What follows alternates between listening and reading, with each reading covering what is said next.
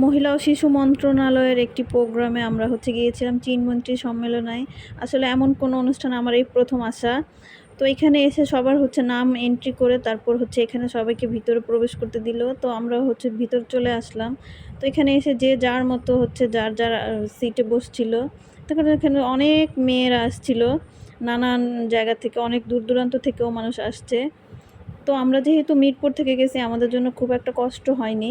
তো সকালবেলা এখানে প্রোগ্রাম শুরু হয়ে গেছে। এখানে সরকারি অনেক উপদেষ্টারা উপস্থিত ছিলেন। সবাই তাদের অনেক মূল্যবান বক্তব্য রাখছিল। তারপরে আমাদেরকে নাস্তার আয়োজন ছিল এখানে। ওইখান থেকে নাস্তার আমন্ত্রণে আমরা নাস্তা করি। তারপর মুক্তিযুদ্ধ থেকে শুরু করে যত নারীদের অবদান ছিল, এগুলো নিয়ে একটা প্রামাণ্যচিত্র এখানে প্রদর্শনী হচ্ছিল। তো জায়গাটা খুবই সুন্দর ছিল, অনেক ভালো লাগছে এখানে গিয়ে আসলে। তো নারীদের সব কিছু এখানে দেখাচ্ছিল। তারপর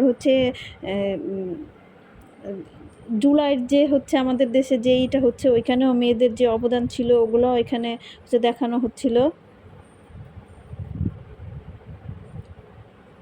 এখানে মেয়েদের নিয়ে অনেক কিছু বলছে যে আগামীতে মেয়েদের নিয়ে যে সরকারের কত প্ল্যান, মানে মেয়েদের উন্নয়নের জন্য কি কি কাজ করবে। এখানে আমাদের মহিলা উপদেষ্টা এখানে ছিল জনাব শারমিন মোর্শেদ চৌধুরী।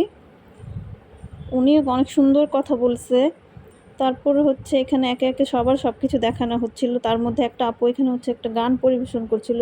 ওই আপুটার গানটা খুব সুন্দর ছিল, ওইটা আমি হয়তো রেকর্ড করতে পারি নাই। তো এখানে আমাদের মহিলা উপদেষ্টা উনি এখানে অনেক মূল্যবান বক্তব্য রাখছে ওনার। আসলে আমাদের সমাজে এখনও মেয়েরা অনেক জায়গায় অনেক অবহেলিত, ওগুলো নিয়ে কথা বলছিল। তো এখান থেকে যে শেষে আমাদের একটা লাঞ্চের ব্যবস্থা করা